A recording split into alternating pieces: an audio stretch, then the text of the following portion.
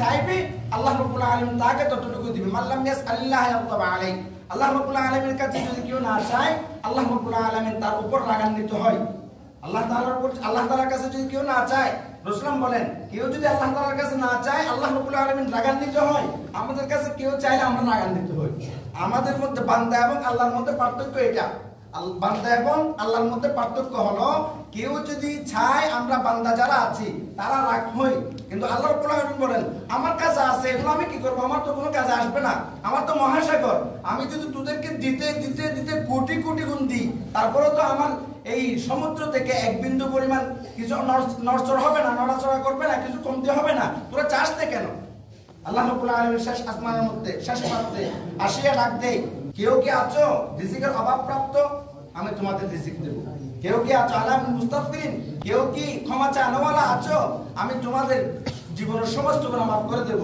তোমরা কি কেউ আছো এই তোমাদের ঋণগ্রস্ত হয়েছে, তোমাদের ঋণ আমি পরিশোধ করব, তোমাদের রিজিকের অভাব কি আছে আমি তোমাদের রিজিকের ব্যবস্থা করব। যখন আল্লাহ রাব্বুল আলামিন কোন বান্দাকে না পায়, সেই যে সমস্ত রহমত নিয়ে আল্লাহ রাব্বুল আলামিন শেষ আসমানের মধ্যে শেষ রাত্রে আসছিল সেইগুলো বিভিন্ন সমুদ্রের মধ্যে এবং বড় বড় বিভিন্ন পাহাড়ের মধ্যে আল্লাহ তাআলা ঢেলে দেয়। এজন্য দেখেন না সমুদ্রের মধ্যে কোনো আহার মাছের কোনো খাদ্য দেওয়া হয় না, কিন্তু ওইখানে মাছগুলা কত বড়, আল্লাহ তাআলা স্পেশাল রহমত ওইখানে। পাহাড়ের মধ্যে এরকম কোনো কিছু সার দেওয়া হয় না, গাছের কোনো পরিচর্যা হয় না, কিন্তু কত বড় বড় গাছ, কত বিশাল আকারের গাছ, কেউ পরিচর্যা করতেছে না। এই সমস্ত এগুলো একমাত্র শেষ রাত্রে আল্লাহ রাব্বুল আলামিন রহমত নিয়ে আসে যখন কোনো বান্দা না নেই। যারা আল্লাহ রাব্বুল আলামিনের কাছে দোয়া করে ওই সময় যারা উঠে তারা কিছু পায়, যারা উঠে না যেগুলো থেকে যায় সেগুলো আল্লাহ রাব্বুল আলামিনের কাছের মধ্যে সমুদ্রের মধ্যে পাহাড়ের মধ্যে বিভিন্ন জায়গার মধ্যে আল্লাহ তাআলা দিয়ে দেয়।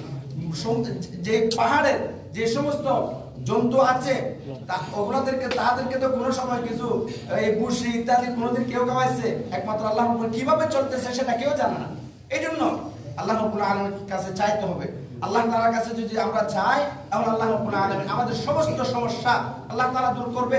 আল্লাহ রাব্বুল আলামিনের কাছে যদি চাই তাহলে আল্লাহ রাব্বুল আলামিনের যে মঙ্গল আছে আল্লাহ তাআলার কাছে সেই মঙ্গল থেকে আমাদেরকে কিছু না কিছু আল্লাহ তাআলা দিবেন। পরিপূর্ণতা আমরা নিতে পারবো না, কিছু না কিছু আল্লাহ রাব্বুল আলামিন দিবে, সব কিছু আল্লাহ তাআলার হাতে।